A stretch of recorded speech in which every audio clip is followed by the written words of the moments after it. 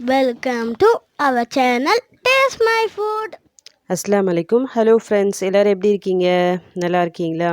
இன்றைக்கி நம்ம சேனலில் ரவையை வச்சு சூப்பரான ஒரு பிரேக்ஃபாஸ்ட் ரெசிபி தான் பார்க்க போகிறோம். இந்த ரெசிப்பியை பிரேக்ஃபாஸ்ட்டுக்கு அப்படி இல்லைனா நைட்டு டின்னர் கூட நீங்கள் செஞ்சு சாப்பிட்லாம். இதை வந்து தக்காளி உப்புமான்னு சொல்லலாம், இல்லை மசாலா உப்புமா கூட சொல்லலாம். நார்மலாக ரவைனாலே இன்ஸ்டண்ட்டாக செய்யக்கூடிய ஒரு பிரேக்ஃபாஸ்ட் ரெசிபினா கண்டிப்பாக அது உப்புமா தான். பட் அந்த உப்புமாவை எல்லாருக்கும் பிடிக்குன்னு சொல்ல முடியாது. நிறைய பேருக்கு அது பிடிக்காமையும் இருக்கலாம். சம்டைம்ஸ் சாப்பிட்டு சாப்பிட்டு போர் அடிச்சு போயும் இருக்கலாம். அந்த மாதிரி போர் அடிச்சு போச்சுன்னா இந்த மாதிரி தக்காளி உப்புமா ட்ரை பண்ணி பாருங்கள். உப்புமா பிடிக்காதவங்க கூட கண்டிப்பாக இதை சாப்பிடுவாங்க. இதுக்கு தேவையான பொருள்லாம் என்னென்னா, ஒரு கப் அளவுக்கு நான் ரவை எடுத்திருக்கேன். கிராம் வைஸில் பார்த்தா இது ஒரு 180 கிராம் இருக்கும். இந்த தக்காளி உப்புமாவுக்கு வெங்காயம் சுத்தமாக தேவையில்லை. ஸோ இதுக்காக நான் இந்த சைஸில் இருக்க தக்காளியை ஒரு 2 தக்காளி இந்த மாதிரி நல்லா மிக்ஸி ஜாரில் போட்டு அரைச்சி எடுத்து வச்சுருக்கேன்.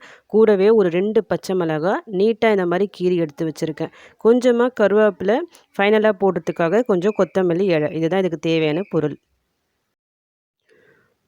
ஃபஸ்ட்டு நம்ம எடுத்து வச்ச ரவையை வந்து வறுத்து எடுத்துடலாம். இதுக்காக ஒரு பேனில் இந்த ரவையை நான் போட்டுக்கிறேன். லோ ஃப்ளேமில் வச்சுட்டு இந்த ரவையோட கலர் வந்து சேஞ்ச் ஆகக்கூடாது. அதுக்கேற்ற மாதிரி நல்லா வறுத்து எடுத்துக்குங்க. சில பேருக்கு உப்புமா வந்து நல்லா உதிரி உதிரியாக வந்தால் ரொம்ப பிடிக்கும். அவங்களுக்காக ஒரு சின்ன ஒரு டிப்ஸ் நான் சொல்கிறேன். உப்புமா உதிரி உதிரியாக வரணும்னா முக்கியமான விஷயம் ரவை வந்து நல்லா ஃப்ரை ஆகணும்.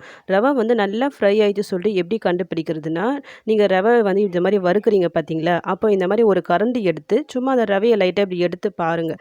நீங்கள் எடுத்து பார்த்தா அந்த கரண்டியில் ரவை பார்த்தீங்களா, நான் எடுத்து காமிக்கிறேன், ரவை வந்து ஒட்டின்னு இருக்கு. இந்த மாதிரி ஒட்டிட்டு வந்துச்சுன்னா ரவை வந்து அந்தளவுக்கு சரியாக ஃப்ரை ஆகலை. ஸோ மறுபடியும் லோ ஃப்ளேமில் வச்சு நல்லா ஃப்ரை பண்ணிகிட்டே வாங்க.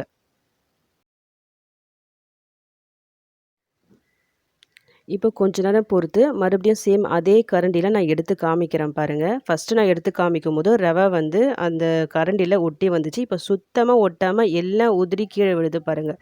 இதுதான் இதோட கரெக்டான கன்சிஸ்டன்சி. இப்போ நம்மளுக்கு ரவை வந்து ஃபுல்லாக நல்லா ஃப்ரை ஆகி வந்திருக்கு. இந்த ரவையில் நீங்கள் உப்புமா செஞ்சால் உங்களுக்கு உதிரி உதிரியாக சூப்பராக வரும். இப்போது வறுத்து எடுத்த இந்த ரவாவை வேறு ஒரு பிளேட்க்கு நம்ம ட்ரான்ஸ்ஃபர் பண்ணிக்கலாம். நெக்ஸ்ட்டு இப்போ நம்ம தாளிப்பு ரெடி பண்ணிடலாம். அதுக்காக சேம் அதே பேனில் நான் கொஞ்சமாக எண்ணெய் சேர்த்துருக்கேன். அதில் ஒரு ஸ்பூன் அளவுக்கு கடுகு உளுத்தம் பருப்பு அது நல்லா வெடித்து வந்த உடனே ஒரு 1/2 டேபிள் ஸ்பூன் அளவுக்கு வேர்க்கடலை, ஒரு 1/2 டேபிள் ஸ்பூன் அளவுக்கு கடலைப்பருப்பு நான் சேர்த்துக்கிறேன். ஒரு 2 பச்சை மிளகாய் நம்ம வெட்டி வச்சிருந்தோம்ல அதையும் போட்டுக்கலாம். கொஞ்சம் கருவேப்பிலை போட்டுடலாம். நெக்ஸ்ட்டு இந்த ஸ்பூனில் ஒரு ஸ்பூன் அளவுக்கு இஞ்சி பூண்டு பேஸ்ட்டு போட்டு இந்த பச்சை வாசனை போகிற வரைக்கும் இந்த எண்ணெயிலேயே வதக்கிக்கலாம். இப்போது நம்ம ஆல்ரெடி அரைச்சி வச்சுருந்தோம்ல இந்த தக்காளி பேஸ்ட்டு அதையும் இதில் போட்டு நல்லா வதக்கிக்கலாம். இந்த தக்காளியோட பச்சை வாசனை போய் அந்த எண்ணெய் பிரிஞ்சு மேலே வரும். அது வரைக்கும் நம்ம வெயிட் பண்ணலாம். உங்களுக்கு பார்க்கும்போதே தெரியும் நல்லா எண்ணெய் பிரிஞ்சு தக்காளி வந்து சூப்பராக வதங்கி வந்திருக்கு. இப்போ நம்ம மசாலாவை ஆட் பண்ணிக்கலாம். இந்த ஸ்பூனில் நான் 1 ஸ்பூன் அளவுக்கு தனி மிளகாய் தூள் சேர்க்குறேன். ஒரு 1/2 ஸ்பூன் அளவுக்கு கரம் மசாலா, ஒரு 1/4 ஸ்பூன் அளவுக்கு மஞ்சத்தூள், இந்த உப்புமாவுக்கு தேவையான அளவு சால்ட்டு நான் மொத்தமாக சேர்த்துக்கிறேன். இது எல்லாத்தையும் போட்டு ஒரு 2 நிமிஷம் வதக்கிக்கலாம்.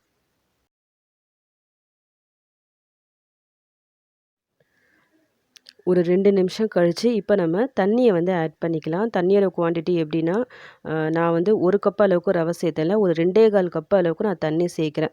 எனக்கு வந்து இந்த உப்புமா கொஞ்சம் சாஃப்டாக வேணும். அதுக்காக நான் ஒரு 2 1/4 கப் அளவுக்கு நான் சேர்த்துக்கிறேன். ஒருவேளை உங்களுக்கு நல்ல உதிரி உதிரியாக வேணும்னா ஒரு 1 1/2 கப் அளவுக்கு தண்ணி சேர்த்துக்குங்க. நல்லா மிக்ஸ் பண்ணி விட்டுக்குங்க. சால்ட்டு செக் பண்ணிக்கிங்க. மூடி போட்டு இது ஜஸ்ட் ஒரு பாயில் வரட்டும். அது வரைக்கும் வெயிட் பண்ணலாம். இப்போ ஓப்பன் பண்ணி பார்க்கலாம். பாருங்கள் நல்லா கொதி வந்துட்டுருக்கு. இப்போது ஃப்ளேமை பொறுத்த வரைக்கும் கம்ப்ளீட்டாக லோ ஃப்ளேமில் வச்சுக்கிங்க. ரவையை வந்து ஆட் பண்ண போகிறோம். எப்போயுமே ரவை சேர்க்கும்போது லோ ஃப்ளேமில் வச்சு செய்யுங்க. கொஞ்சம் அதிகமாக ஃப்ளேம் ஆகிடுச்சின்னா ஃபுல்லாக லம்ஸ் ஃபார்ம் ஆகிடும். நான் வந்து இப்போ ரவையை ஆட் பண்ணிக்கிறேன். ஒரு கையில் ரவையை நீங்கள் ஆட் பண்ணும்போது இன்னொரு கையில் இந்த மாதிரி கரண்டியால் மிக்ஸ் பண்ணி விட்டே வாங்க. அப்போ தான் எந்த லம்ஸும் உங்களுக்கு ஃபார்ம் ஆகாமல் கரெக்டாக சூப்பராக வரும். நான் எல்லா ரவையும் இதில் நான் சேர்த்துட்டேன். நல்லா ஒரு தடவை மிக்ஸ் பண்ணி விட்டுக்குங்க. லம்ஸ் ஏதாவது இருந்தால் நல்லா உடச்சி விட்டுருங்க இந்த டைம்லேயே. இப்போது எல்லாத்தையும் நம்ம நல்லா மிக்ஸ் பண்ணி விட்டுட்டு இந்த ஸ்டேஜில் நான் கொஞ்சமாக முந்திரி பருப்பு சேர்த்துக்கிறேன். கூடவே ஒரு ஸ்பூன் அளவுக்கு நெய் சேர்த்து மிக்ஸ் பண்ணி விட்டுக்கிறேன். இது ஆப்ஷனல் தான். பட் ஃபைனலாக இது சேர்க்கும் போது இந்த உப்புமா வந்து நல்ல ஒரு ஃப்ளேவராக சூப்பராக இருக்கும் உங்களுக்கு. மிக்ஸ் பண்ணி விட்டுட்டு ஒரு 5 நிமிஷம் லோ ஃப்ளேமில் மூடி போட்டு அப்படியே வைங்க. ஒரு 5 நிமிஷம் கழித்து ஓப்பன் பண்ணி பார்க்கலாம். இப்போ பாருங்கள், நம்மளுக்கு ரவை வந்து நல்லாவே வெந்து சூப்பராக வந்திருக்கு. செம சாஃப்டாக நல்லாயிருக்கும் உங்களுக்கு. ஆல்ரெடி நம்ம சேனலில் நான் ரவையை வச்சு நிறைய பிரேக்ஃபாஸ்ட் ரெசிபீஸ் போட்டிருக்கேன். அந்த வீடியோஸ்லாம் பார்க்காதவங்க ப்ளீஸ் போய் செக் பண்ணி பார்த்துக்குங்க. இது வரைக்கும் நம்ம சேனலை சப்ஸ்கிரைப் பண்ணாதவங்க ப்ளீஸ் சப்ஸ்கிரைப் பண்ணிக்கிங்க. அப்படி நீங்கள் சப்ஸ்கிரைப் பண்ணும்போது பக்கத்தில் பெல் ஐக்கான் இருக்கும். அதை கிளிக் பண்ணி ஆல் சொல்லிட்டு ஒரு ஆப்ஷன் வரும். அதையும் செலக்ட் பண்ணி வச்சுக்கிங்க.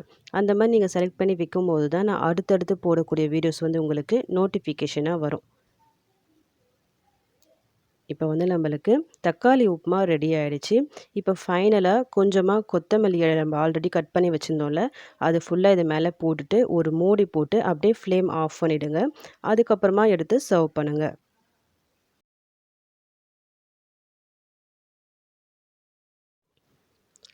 சர்வ் பண்ணும்போது நம்ம கொத்தமல்லிலாம் மேலே போட்டிருந்தோம்ல, அது எல்லாத்தையும் நல்லா ஒரு மிக்ஸ் கொடுத்து விட்டுட்டு அதுக்கப்புறமா பிளேட்டில் போட்டு சர்வ் பண்ணுங்கள். சூடாக சாப்பிடுங்க. ரொம்பவே சூப்பராக இருக்கும் இந்த தக்காளி உப்புமா.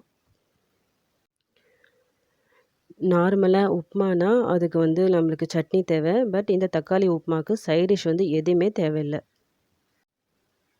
வெறும் இந்த உப்புமாவை நீங்கள் அப்படியே வச்சு சாப்பிட்லாம். டேஸ்ட் வந்து ரொம்பவே சூப்பராக இருக்கும். நார்மலாக பசங்களுக்கு உப்புமா வந்து சுத்தமாக பிடிக்காது. இந்த மாதிரி தக்காளி உப்புமா செஞ்சு பாருங்கள். கண்டிப்பாக அவங்க ரொம்ப விரும்பி சாப்பிடுவாங்க.